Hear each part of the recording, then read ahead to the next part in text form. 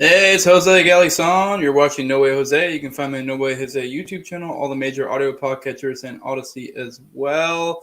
Credit to Justin Campbell at JCamp1521 for the intro. Today, my guests are I have Ken Silva. He's going to be taking on more of a co-host role for this one. I had him on the last episode. We kind of covered a little of an overview of what we're about to talk about here.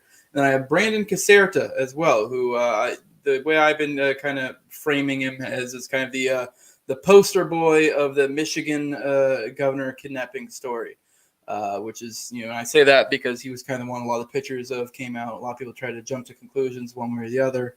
And he, for those who aren't aware, he kind of beat the rap. And we'll definitely get into that.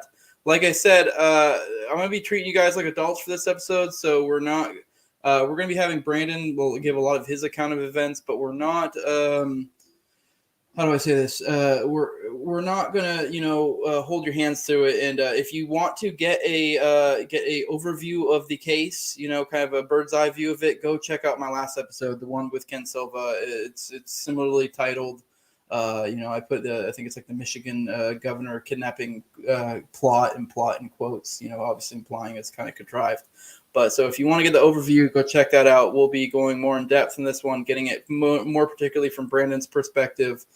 Normally I do want to let you guys know. Normally, I will do the live stream and then I will put it behind a paywall and then put it back out again about a week later.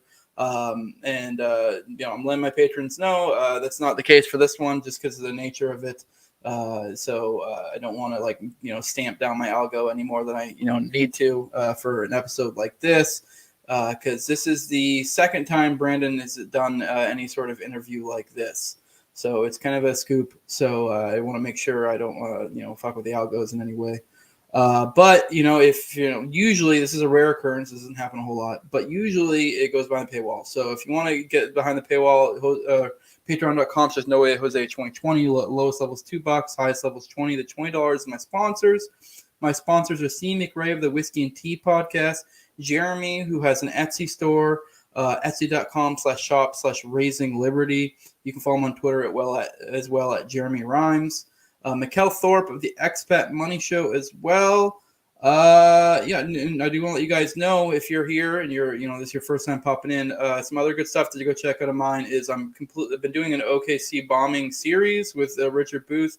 We've done well over 7 hours at this point. If you're interested in an episode like this, you'll probably be interested in that as well. I've been complimented by many people about this as the best series we've seen so far. No credit to myself. That's all Richard Booth. That's all him. So I lucked up with him. He is the Scott Horton of OKC, and I'm just letting him run wild. And we're going deep, and it's been pretty good. So, and then I also have episode 171. I think this is honestly my most important podcast I've ever done. That was episode with Duncan Lemp's widow, Casey Robinson. We got her side of the story, and kind of gave a chance to get to know Duncan and their child, and how the state kind of took him from them. So I think that was a good episode. More people should check out. So if you're here for this first time, you want to check this stuff out, please do. Last thing, TopLobsta.com. Use Jose at checkout for 10% off. He has my merch. He has a Tower Power merch, Naturalist Capitalist, Liberty Lockdown, Break the Cycle, other shows as well. And then he also has his stuff that's not show-related art. So go check him out. He has a lot of good stuff. He's also one of the co-hosts in Tower Power Art. He's a good guy. Go support his work. Let's go ahead and get the guys in here. Again, what's up, Brandon? Yo. Yay, what's up? Let's go ahead and let's get into this. Brandon, I kind of want you to introduce yourself starting off. But this will kind of segue into I guess what's kind of my first question before we go into your account of the events. I kind of want to know what your political philosophy is, because that was a big part of this whole story, especially pertaining to you. And I know I know in a previous show you referred to yourself as a voluntarist. So I don't know if maybe you like that label. So to be more specific, I kind of would like to know what your literature / maybe political philosophers that you've derived, what you think from, because most of my audience, I've gone a lot in theory in my audience. So I think, you don't have to worry about going too far with labels or, philosophers or whatever to lose my audience. I think they'll be able to follow along. and they're kind of probably interested in that. But go on. Yeah, for sure, man. I would just consider myself an anarchist, someone who understands and realizes that authority doesn't exist, and authority in terms of the right to rule, not like having particular knowledge about something. Authority is in, the right to issue commands and control other people. Okay. Is there any particular political philosophers or books or anything that brought you to this? Because I think people like to know what flavor are we talking here. Because I know a lot of people jump to that you were like an Antifa type, like maybe like an ANCOM or a DemSoc type thing. So I don't know if you want to clarify a little bit where you're coming from. I understand all the reasons why people go voluntarist, anarchist, but just kind of like where roughly is your flavor? Yeah, definitely not a white supremacist, definitely not a communist Antifa.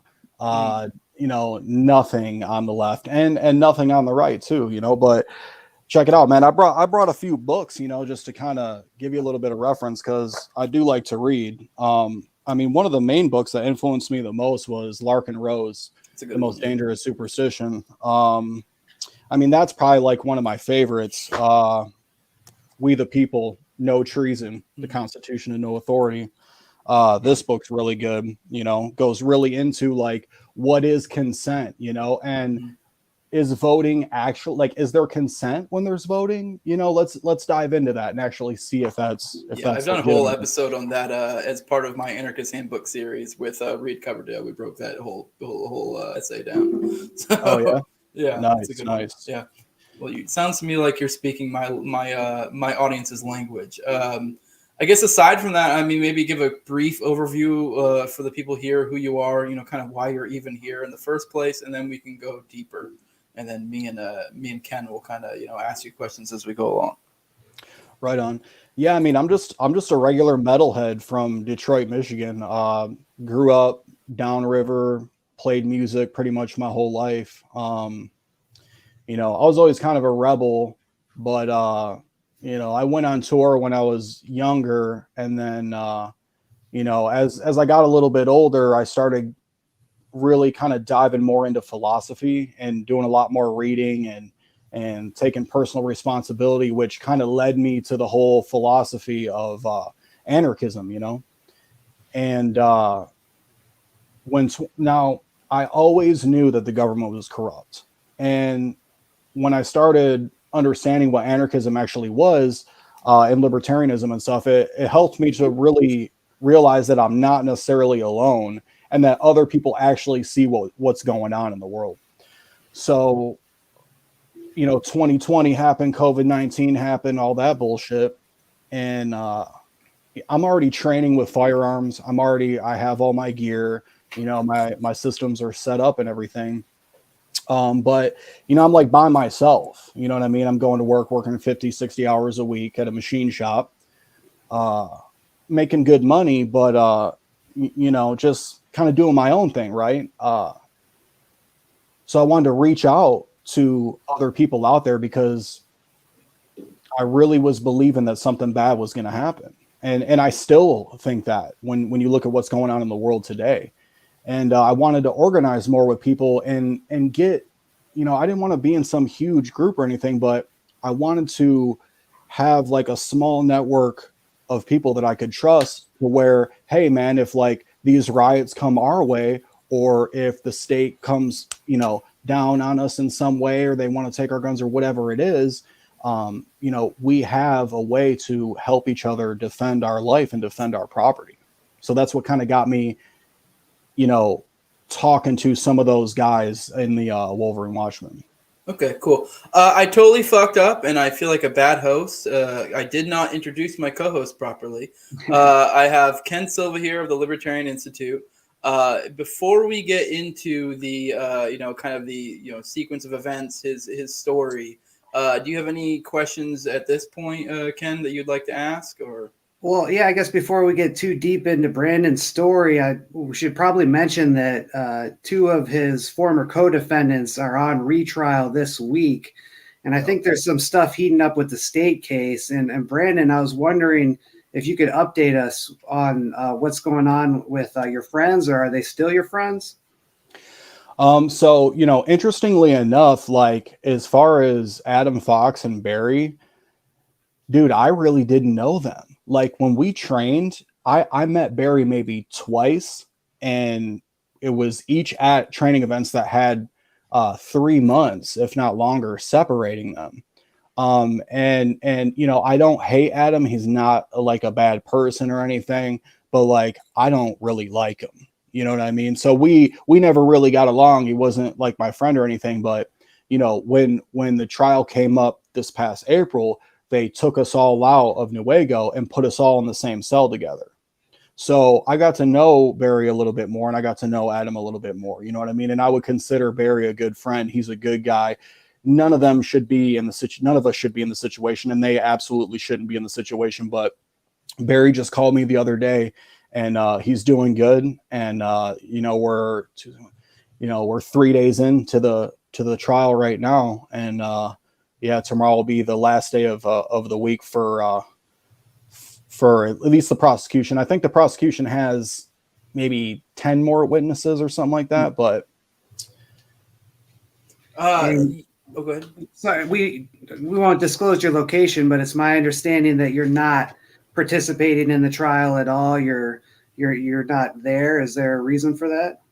Well, I'm not there right now, but I have been subpoenaed, so I will be in Michigan. I'm going to head up there Sunday. Subpoenaed for what purpose, if I might ask? Testimony.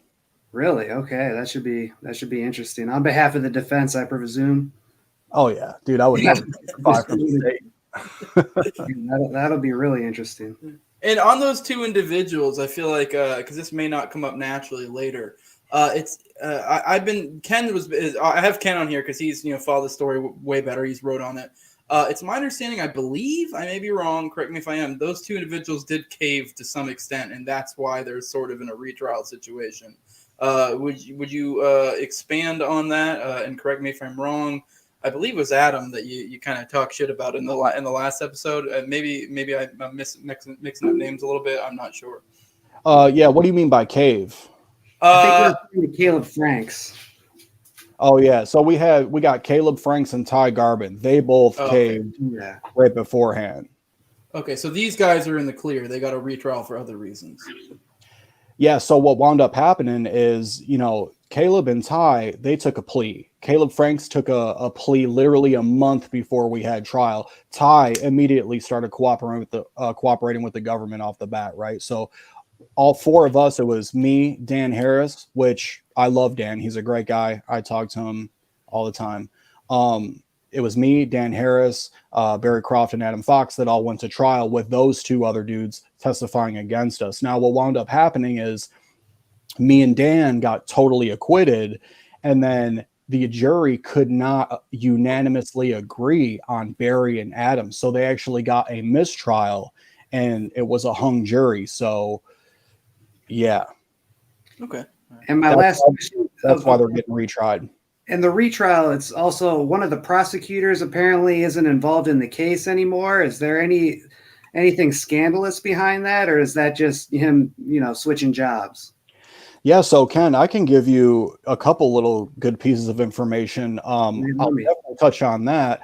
But before we went to the first trial, there was a guy, I can't remember his name, but the main prosecutor is Nils Kessler. Okay, so he's the one that's running the whole prosecution and everything. So his main guy in December of 2021 dipped, just left him hanging.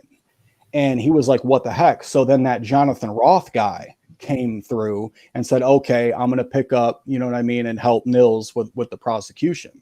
So Nils has already had two people who was right next to him. I mean, that other guy knew he was his discovery guy that went through all the discovery, and he dipped out on him. Now, Jonathan Roth, we don't necessarily know why, but the first guy, I'll give you his name later. I can't remember right now, but the first guy actually left the DOJ office or whatever.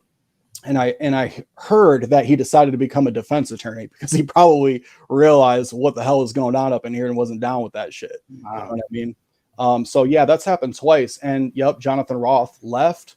And now I believe they have Gretchen Whitmer's attorney, who was promoted in some way to this case in the feds. He was a state attorney, and then Yonker, the judge ruling on this case, swore him in, and now he's with the prosecution.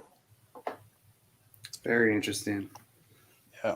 Well, all right. Well, I guess let's unless you have any more questions, Ken, we can start moving more into the story of what happened. You mentioned that kind of this started as you're kind of around lockdown time. Things are getting crazy, and I think this is a common thread for a lot of people in our circles. I was doing something similar, not quite a militia thing. This podcast was actually kind of born out of that. Like I had this other project where I was trying to create like almost like a decentralized kind of like different chapters and like a main group. Like I called it the Liberty Movement, this thing on Facebook. And we were trying to grow it out. And that was ironically around the time Facebook started getting crazy and cracking down. So it became kind of hard to manage. Although right off the bat, it was actually very successful. And then they stamped down on it real quick because there was definitely that energy of people wanting to organize. The podcast actually started as a way to promote it. And then, it just kind of became its own thing. But you were saying you were kind of looking into that. I guess we can start with like how you actually got into the Wolverine Watchmen, and then we can kind of move from there. Maybe if you experience any sort of in real life Fed posting, if you will. A lot of people in this crowd know what Fed posting is. It's when you post stuff that's kind of like clearly going to get the feds after you. Which in real life would be some guy like, hey man, it'd be super cool if we go in and kidnap the fucking governor, and then like what? Most people in our circle start to realize there are feds, and if anyone's like, hey, would you like to buy some explosives? You should be like, hey, stay away from that guy. So I guess we can start with what kind of got you into the Wolverine Watchmen thing, like that story, and then we can kind of lead into your experience in there and keep going from there. Yeah, for sure. So let's see here. I was laid off from work in like February. The whole pandemic didn't affect me negatively at all.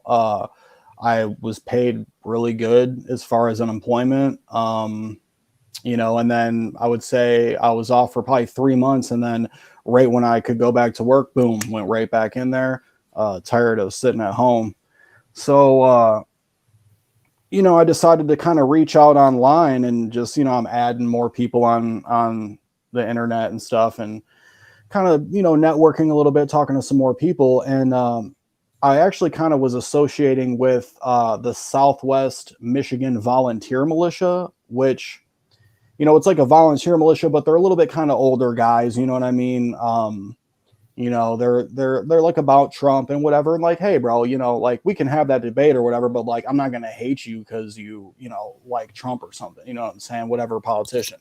That's not my thing, but they cared about the Second Amendment, and that was important to me. So, I'm talking to them a little bit, and they're like, hey, the leader of it was like, hey, invited me to this group, this private Facebook group. So I'm chatting in there, and, just kind of saying, hey, anyone want to train? Like, look at the shit that's going on, like we need to have some sort of preparation, some sort of, defense. Like, do you have food? Like, I got some food stored away. Like, what can we do? You know what I mean?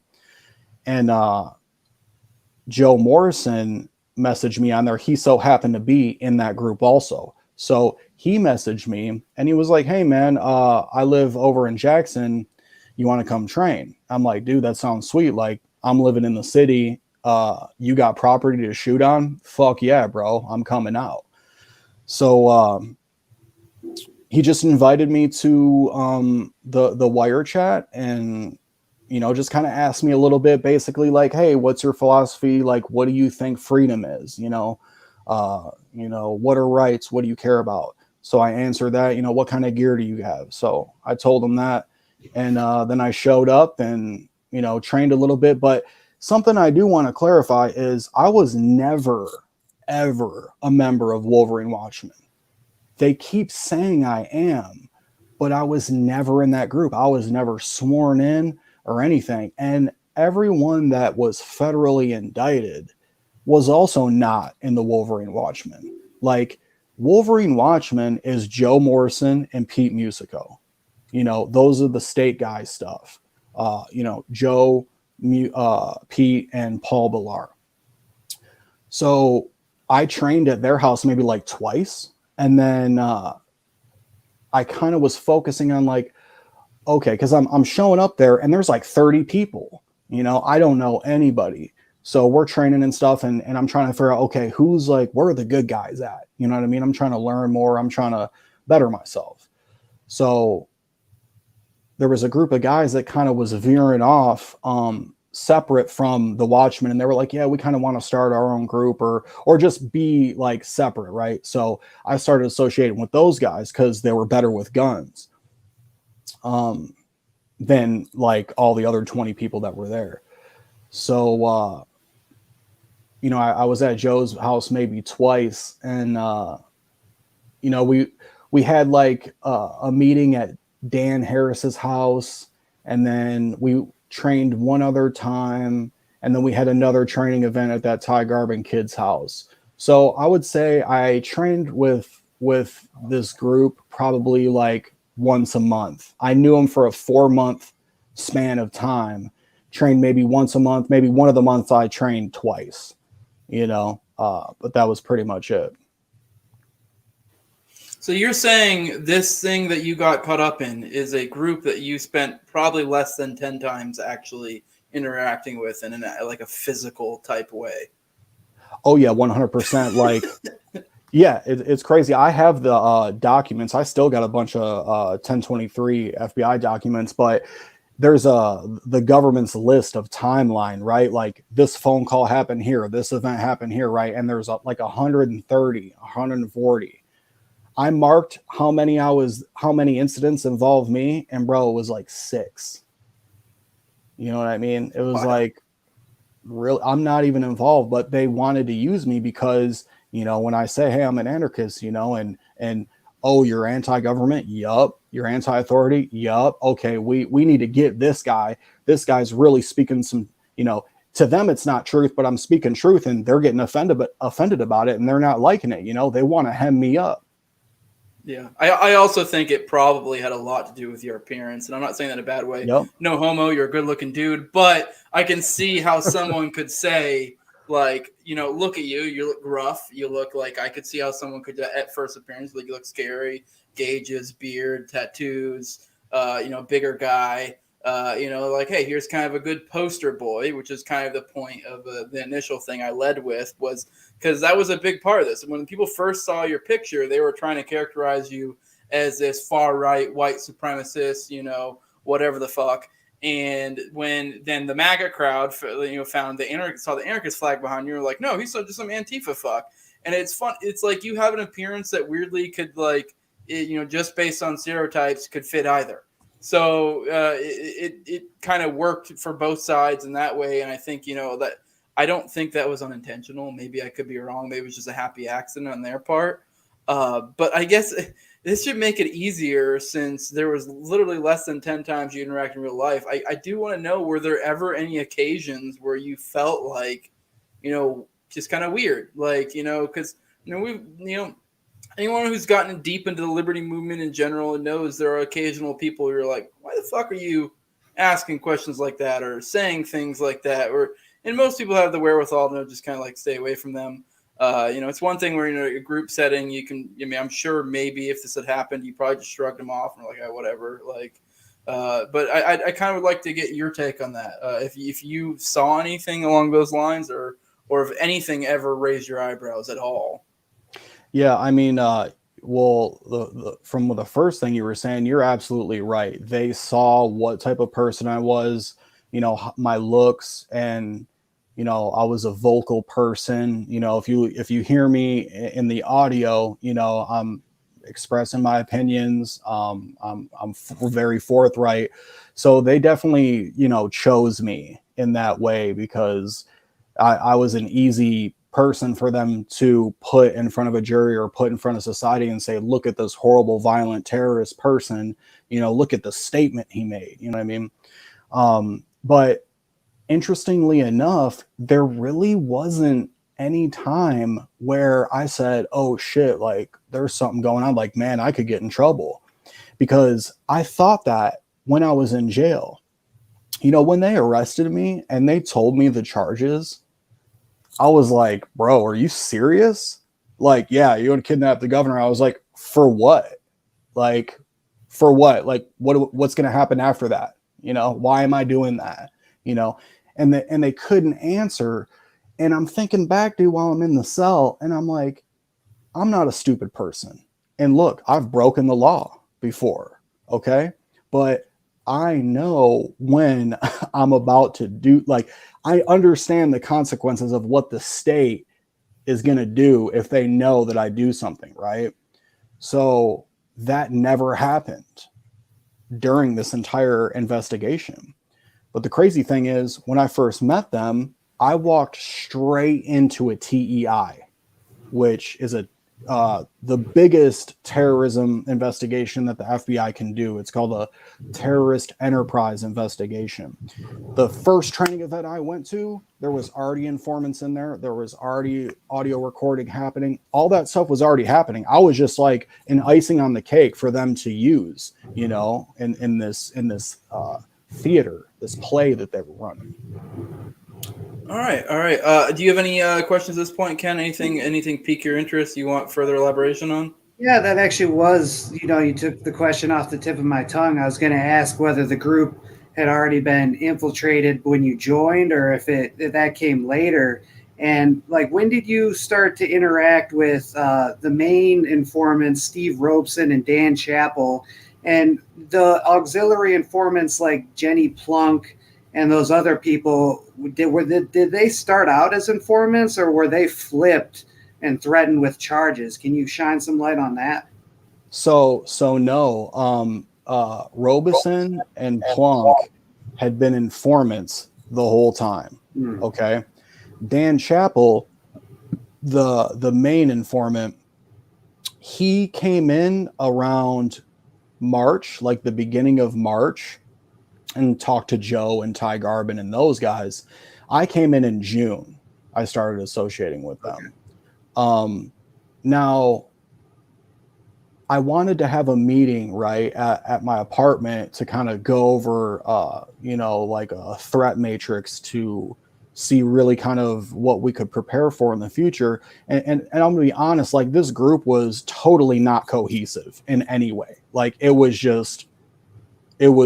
kind of dumb. Like, you could not, like, when I actually was like, all right, I'm going to make you guys pretty much talk to me about something serious, because you guys are just like joking around. It's like kind of some younger guys just joking around, talking shit. No one can get serious about anything.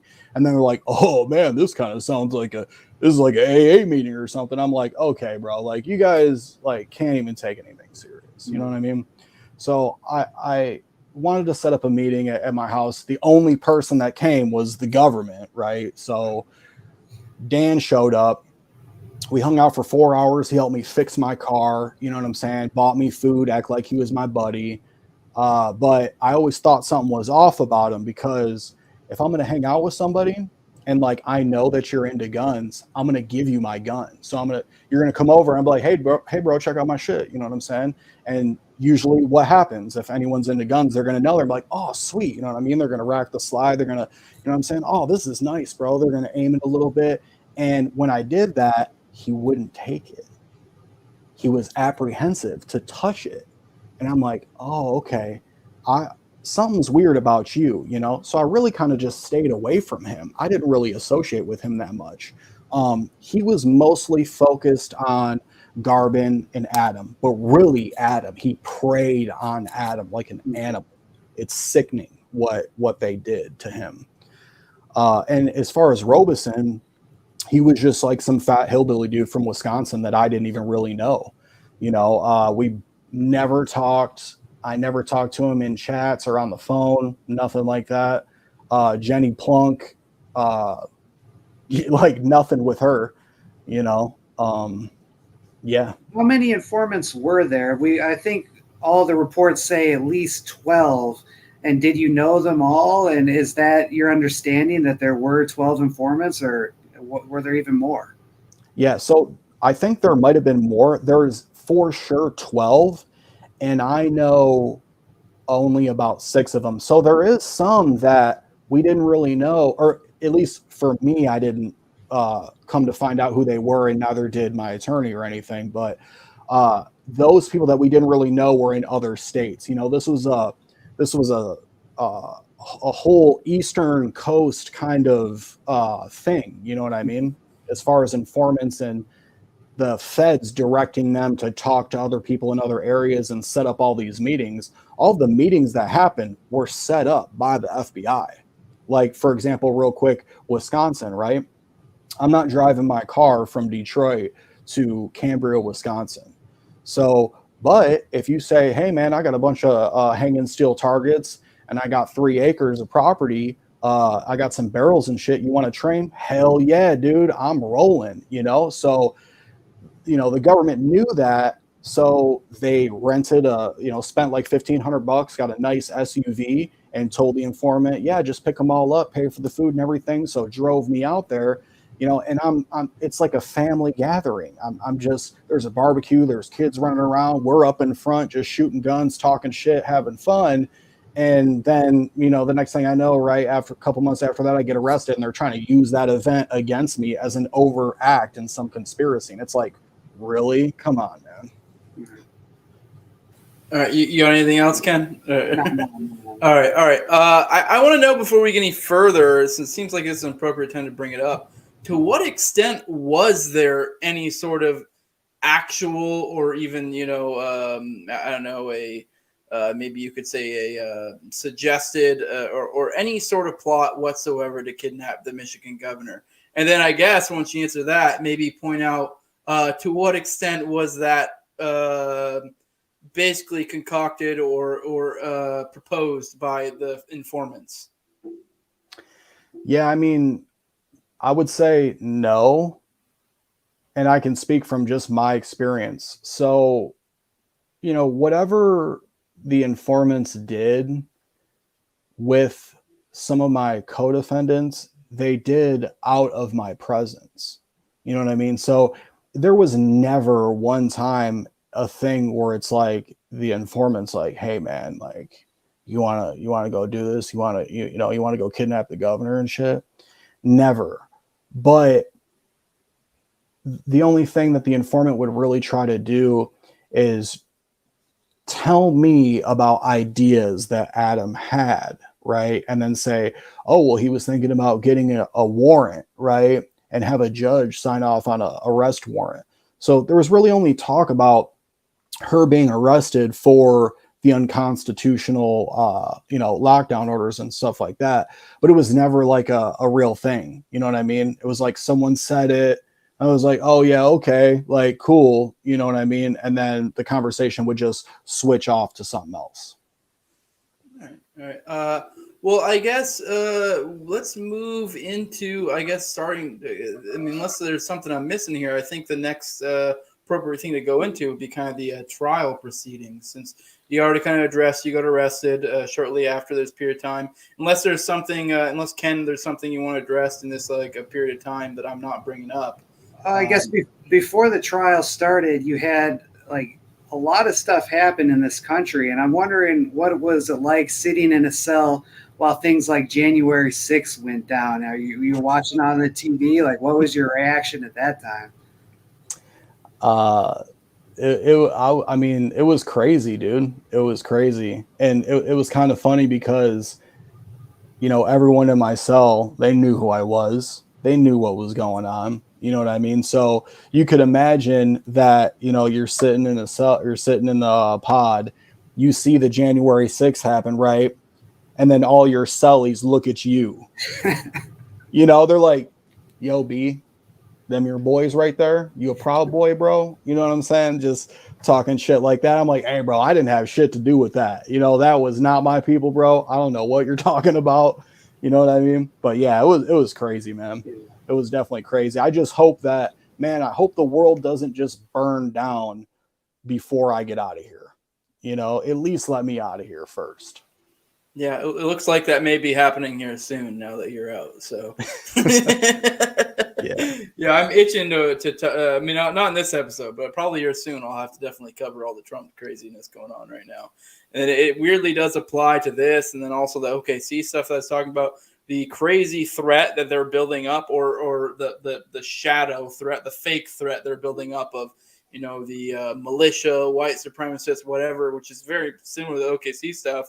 And then now, they antagonize it even further, the whole Trump thing. So it's like, I don't know, we're entering some weird territory, and all this weirdly kind of fits into this puzzle. The OKC stuff, whatever. It's just very weird. History rhymes, and it's really curious where this goes. But I guess at this point, let's move into the trial stuff. Kind of what was your experience, going, in the trial? Feel free to provide whatever you want. I have Ken here has actually, done way more work covering this than I have. So, he can provide any clarifying questions or whatever he has. But Yes. Go ahead. I asked, leading into the trial, I feel like the game changer really was the BuzzFeed piece where everybody kind of realized what was really going on. So can you describe like the change of your attitude before that BuzzFeed article came in? Like, were you confident going into trial versus afterwards? And just talk about how that story developed right before the trial, because that really did seem to be a game changer. Yeah, absolutely. It was, my spirits were pretty down when I was in there for the first few months. I never thought about folding, not one time. I knew what happened, what was messed up, but I wanted to get discovery to really figure out what really happened, and I was able to get a laptop in jail so I could leave. I had, 2 terabyte hard drives that I could plug into, listen to all the audio, go through all the text messages. And really, I was just like a second attorney for my case. Me and my lawyer, I just would write things down. He'd come in, I'd give it to him. We'd talk about everything and just really, really fight really hard to know the case back to front.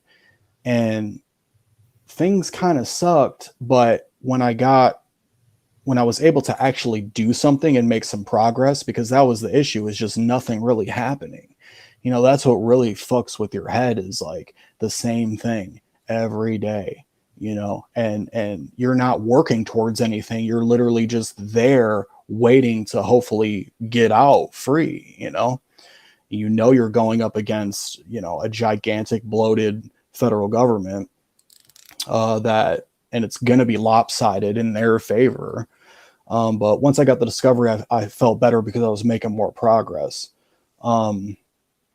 And once I think the first thing that happened was we found out in, I believe it was March of 21, that Robeson got charged with a federal gun crime for having a sniper rifle. And then I found out that, he was a chomo and all this other stuff. And he had this huge criminal record and all of these things. And I was like, oh, okay, like that's good for us, So that happened. And then when the Trask thing happened, I was like, oh shit. I'm like, dude, this is going to happen again. There's going to be more stuff that are going to keep coming out, and people are going to realize, what's going on. And I'm like, dude, I knew these were guys like that, that were involved in this case. And, and listen, I hate that his wife had to take a hit for us. I would never want her to go through that, or it's sad that she experienced that. It's horrible. No one should ever have to go through that, their husband doing something like that. And if I ever saw him, I'd beat his ass for doing that to her. But I mean, I was like, hell yeah, dude, this looks good for us, because this guy's a total psychopath. Right there was a huge turning point of like, okay, man, we got some more leverage, dude. We might not be able to use it in trial, but the public still knows. And I called Jessica Garrison. My attorney told me, don't you call anyone ever. Don't talk to anyone. And I'm sitting there, I'm like, I got to call her and just say, thanks, dude. I got to call her and just be like, hey, you know what? Thanks for putting the word out there. I appreciate that. More people need to know. And it's surprising because you're like kind of on the left, right? But I'm like, all right, leftists kind of hate cops a little bit or whatever. So maybe they might want to do that. I don't know what their agenda was, but they spoke a lot of truth and really put that shit out there. So once that kind of got out there, more people started reading that, and they said, hey, wait a second. once they found out there was more informants than there was people who got charged, the dynamic changed. And then it just was a snowball effect from there. And the prosecution's case just continued to just disintegrate over time. Yeah. And just to clarify for the viewers or listeners, the Trask in the wife situation is the FBI agent who beat the crap out of his wife in that one night. Yeah. Yeah. Went to apparently they like to go to swingers parties, went there, they got wasted, drove home drunk, right? And then I guess he decided to bash her head up against the corner of the nightstand. Now, by the way, I got that audio recording. So all the body cam footage, all that stuff of what she looks like, her 911 phone call, I heard that shit, bro. I heard what she said, how her voice sounded. I mean, it was horrible, dude. Like, I'm like, oh my God, and then him getting arrested, that body cam footage, I got that while I was in jail. Watch that. He's just totally obliterated in some random parking lot when the cops pick him up. He barely knows what's going on.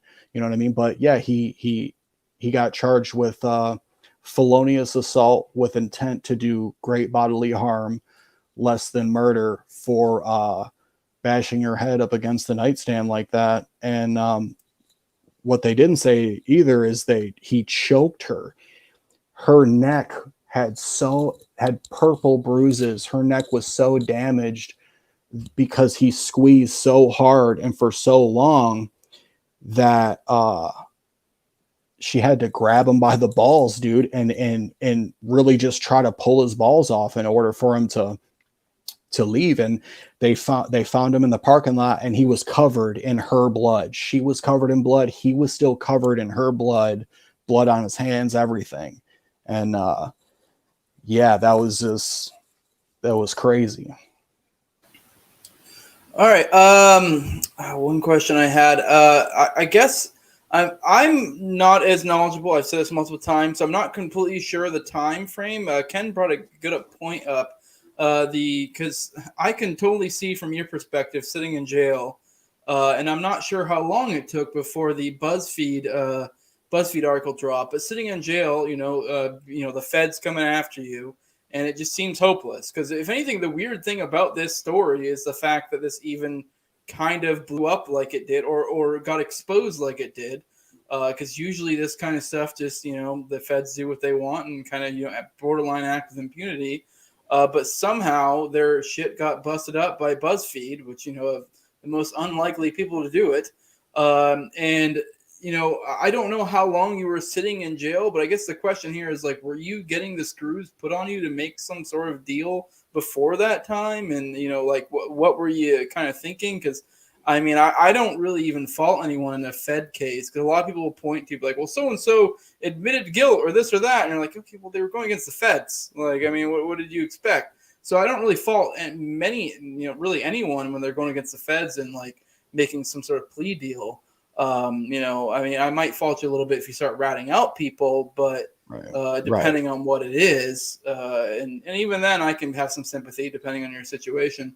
But point I'm getting at is I'm kind of curious, like, what were they already starting to put the screws to you to make some sort of deal at that point? And was that the turning point where you're like, okay, well, fuck you, I'm not making any deals? Yeah, so I wasn't offered. I was offered a deal 2 or 3 times. And when that happened, I knew I had leverage over him. So let's see, we had to push the trial back twice. So when I got arrested, our trial date was in May. After we had to push that to October. And then it was that June. It was like June or July of 2021 when the whole Trask thing happened, and a lot of the BuzzFeed articles were coming out, because really how some of that came out is, I found text messages from the feds to their informants. It was there, and I found it. I said, oh my God, I just struck gold right here. He's literally telling him and directing him to do things. I'm like, dude, you can't do this shit. So I showed my attorney, they filed some motions. That's when BuzzFeed was paying attention and was like, oh crap, there's way more stuff going on. So they started to post about it. Now, come around, we're coming up to to trial in October of 21, and we have to adjourn it. So then Nils Kessler came to, I never spoke with him, but he told my attorney, hey, offer you a deal, blah, blah, blah. I never considered it for a second, but I, of course, wanted to know what it was. Like, okay, well, I mean, what does he want though? And, I was facing a life sentence, and he was offering me like 8 years, 7 or 8 years, if I testified and cooperated with them against everyone else. And I said, nope. And then about 3 or 4 months later, October, November, December. Yeah, like December, my attorney came to me again and told me that Nils was offering me another deal. And it was even less time, and he would drop the terrorism statute. And I said, nah, I'm straight. Take this shit to trial, bro. Because we had the text messages, we had the shit. There's no way. If the fact that I'm in here means that anyone in America could be in my spot for just speaking truth and speaking against the injustice that these government criminals are fucking engaging in. You know what I'm saying? And I'm not going to sit here and fold, because if I fold, then that just sets a precedent for everyone else.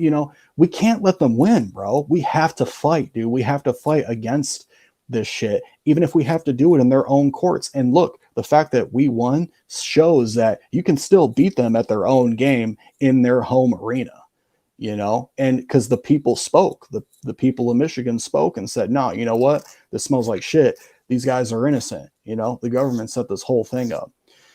So yeah, I was offered, 2 or 3 deals, said no. And, when trial came, I was ready to go, bro. I'm like, yup, here we go. Let's do this. All right. You got anything, Ken? No. All right. Let's walk us through your trial roughly. We don't have to go too deep into it. And I just kind of, to give the audience kind of an idea of what happened there. Kind of maybe just give the highlights, please. Yeah, well, I'm pretty sure we broke the record for the most F-bombs dropped in federal court in the history of the United States. So, yeah, that was pretty cool. I don't know. For me, there wasn't really any horrible, scary moments because there wasn't anything there. All they did was just play statements that people could consider offensive, you know what I mean? Like, and me and my lawyer understood that, like, okay, yeah, you might have said this nasty thing, but that has nothing to do with the governor at all. It's not an agreement to kidnap the governor. That's really what we focus on, is there's no agreement. That that isn't an agreement. And a lot of times, they would take certain things out of context. So, and I'll say this every day of the week, I don't care. If I'm talking about a dynamic where a government agent is violating my rights, and I speak that you have the right to use deadly force against that, that's not violence. That's not what violence is. That's not violent terrorism. This is how this country was made, dude, So, I didn't really sweat that much. And I think that with the way things have been going on in society, I believe that, what I say might be offensive, but I guarantee you some of them jury members know what I'm talking about. And they're like, you know what? Yeah, I kind of agree with that. Do you feel so the last show you did, I think you said I got justice, but did you though? Because, you still lost a year and a half of your life. I'm sure your family was put through hell. So yeah, can you elaborate on that? What do you mean when you say you got justice? I said that on the last podcast. I said that. I think I heard you say that, unless I might be mistaken. I mean, I'll ask you, do you feel like you got justice? That was a Freeman podcast, by the way, for those who are interested, I believe. I think that was yeah, the Freeman report. I think what you were talking about was an article from Julie Kelly. Because because I was telling her some information. I don't remember exactly what I was talking about, but in a way, I still believe we did get justice. Innocent men were not put in a cage for the rest of their life. Mhm. And that is a just choice. That was a just choice. Yeah, part of my life got taken away from me, but that's the whole reason why I'm talking to dudes like you guys. You know what I mean? While I'm trying to reach out and communicate with people to get the message of truth out there, so people know what's going on. You know what I mean? That's the whole reason why we do podcasts and stuff like that. A lot was taken from me, but I cannot let this negative thing knock me down. I have to transform it into something positive in my life. Mhm. You know what I mean? And all they did was just give me a way to continue speaking my truth. You know what I'm saying? Are there any avenues for you to sue the government for malicious prosecution or anything like that? Yeah, I'm not sure. I was watching the last podcast, Ken, with you and Jose, and you were mentioning something about Facebook. I don't know. Maybe we need to talk about that because I was kind of thinking about, I wonder. You know what I mean? It's a little bit difficult to find attorneys that want to go up against the government. They have to have a certain kind of temperament. You know what I mean? And at this time, still a lot of people are slightly apprehensive because there's two other dudes on trial. You know what I mean? So they might not just really want to jump in the boat with me, even though, they know I'm good, but you still kind of have that other thing, and they probably don't want to be in the middle of something if this ship sinks over here, Right, right. Well, all right. I think we covered most of it. I'm going to probably open it up to the audience questions in the live chat. So, for those in the live chat, if you want to drop some more, unless Ken, you got some more questions that you felt were pertinent to this before we get into the audience questions, or, feel free to hop in if you think of anything in between as well. First one we have, I don't know what the pertinence of this is, but Kyle, he's one of my patrons. I appreciate you. Did Brandon have a cash bond when originally locked up? And if so, was it cash/professional, meaning he could have used a bondsman? Okay, so here's the thing with the feds. There is no bond. That you have a bond hearing, but there is no cash bond or anything. It's literally a judge that dictates whether or not you get to go or not. And they have like a little argument. The prosecution argues, the defense argues why you should be released on bond. And if they consider you a danger, they keep you in. 9 times out of 10, you're not going anywhere unless it's like, maybe unless you cooperated on a drug case or something. Like if you got caught with drugs and you say, yeah, I'm going to cooperate, they might let you out on a bond. But other than that, if the feds get you, they want you in there so they can press you to get that plea, because that's 98% of their convictions. No one ever goes to trial. If more people went to trial, their conviction rate would be less, because they have like an 85% appeal rate as far as winning on an appeal. So people are just kind of going down from taking those pleas. All right, next one. JC is a frequent person that pops in these streams. Does Brandon think he'll trust local militias again? Maybe just try to prepare with his close neighbors instead. Seems like most organizations will be corrupt and infiltrated by feds eventually. I know Ken's covered this a lot. It is definitely an issue with some of the large organizations that pretty much damn near any organization like this, you can assume at least the very tippy top has been infiltrated to a large extent, if not completely. Yeah, so I might still have a general kind of association with some people in militias or whatever, but because of this case, I realized, if you're in a militia, there's feds in there. Big facts. All the main militias out there, bro, are all ran by feds, dude. All the organizations in my case, the National Patriot 3% Militia, the Wisconsin militia, all these militias down south, bro, they're all, especially if they're online, they're all funnels to funnel people in to that chat and that group. And then they're preyed on by the federal government in order to get them to say certain things so that they can prosecute them. You know what I mean? So those, you got to be really careful with that type of stuff. So I guess to make it a little bit shorter, no, I'm not. I'm good on that. Yeah, I get it. Brandon, looking back at all these dudes you met, what are the pointers for spotting informants / glowies? Glowies, Okay. for those who are unaware, glowies is a term for feds, meaning they glow, meaning it kind of indicates they may or may not be a fed. So if anyone says that someone glows, that's why. But go on. Yeah. So if they're talking about really specific things, like if they want you to really, it's about a plan, right? But it's never a defensive plan. So if anyone's really talking offensive shit and not a defensive thing, they could be a glowy. I've never heard of that terminology, but I think I'm going to use that now. I kind of like it.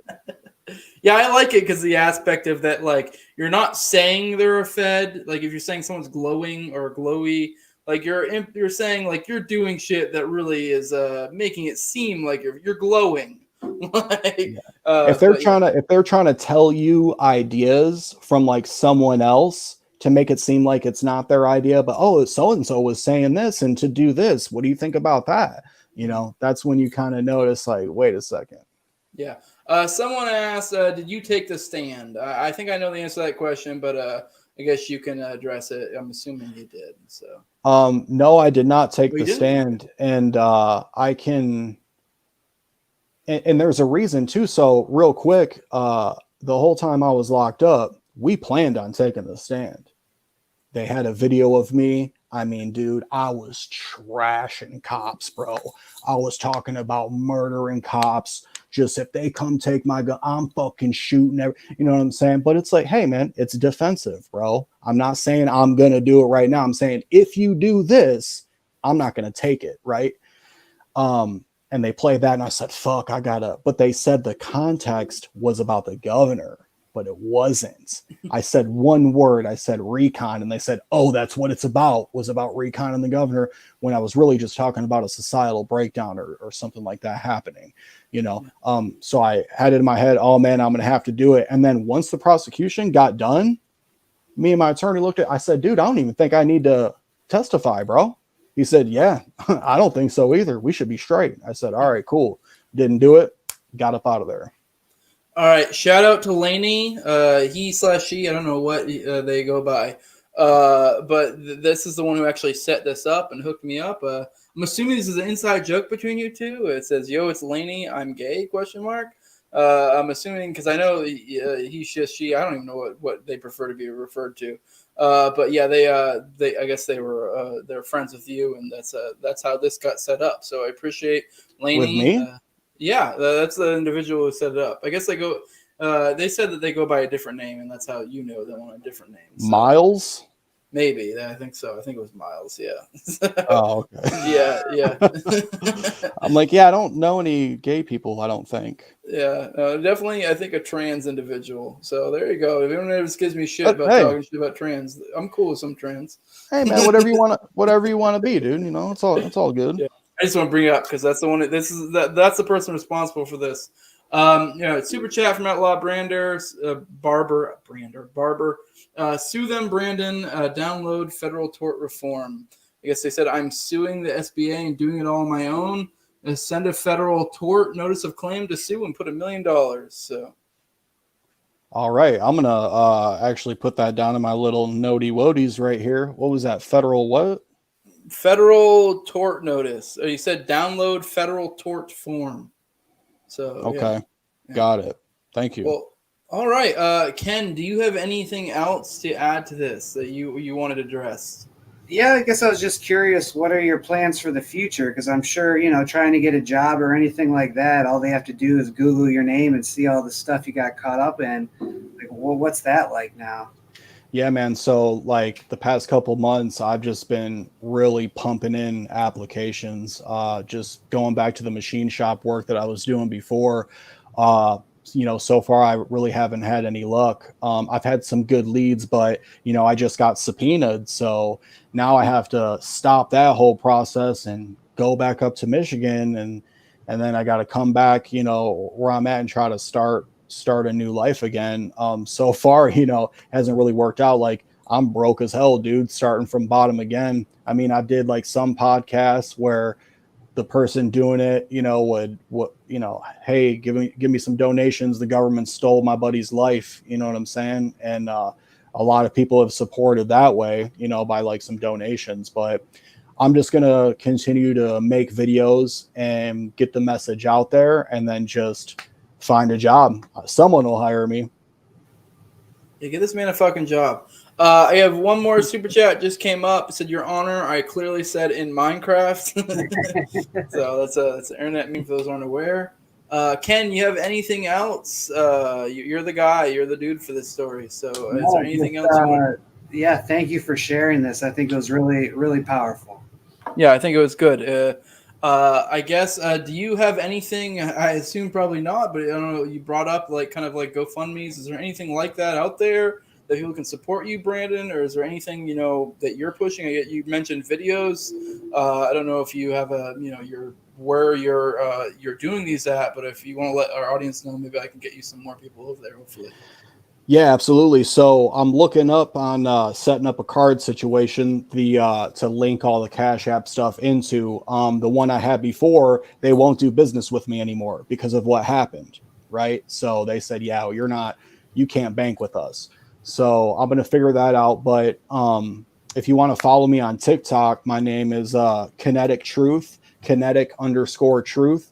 Same thing with Instagram. And then if you want to follow me on Facebook, I'm putting out videos and dope ass posts. You know, if you want to link up, talk freedom, talk guns, whatever, train, you want to train with guns, whatever you want to do. I'm a pretty cool guy. I like to meet new people. So follow me on there. That's just my first and last name, Brandon Caserta. I'm on Twitter too, not too popular on there, but just search my name, Brandon Caserta, and let's link up. All right. Ken, you want to drop what plugs you have? Twitter, JD_cashless. All right. This is the No Way Jose show. You can find us on YouTube, all our major audio podcatchers, Odyssey as well. If you'd like to follow me on social media, at Senor Jose 2020 is Twitter. I have a tendency to get nuked off Twitter, so if you want to have a backup, get me on Facebook. I don't really interact on Facebook aside from dropping like promos for episodes. But, you know, if you want to hit me up on Messenger or whatever, that's a good place to do it. I'm Jose Galison on there. I have my podcast page as well if you want to support that. No Way Jose. If you want to support me financially, patreon.com, just No Way Jose 2020. Like, share, subscribe, comment, all that good stuff. Yeah, definitely this episode. This is one to definitely share. I think it's an important one. People need to understand this story. Help get that out there. With that, I appreciate you guys' time and you guys showing up. And, this is definitely, please share this, people. This is an important one. Let's go. Thank you. What? Yeah. Hell yeah. What did you say, Ken? I said, let's go, Brandon. Yeah, let's go, Brandon. Let's go, Brandon. Hell yeah. Yeah, Dark Brandon. All right, let's get out of here. All right, see you guys. All right, later. Later.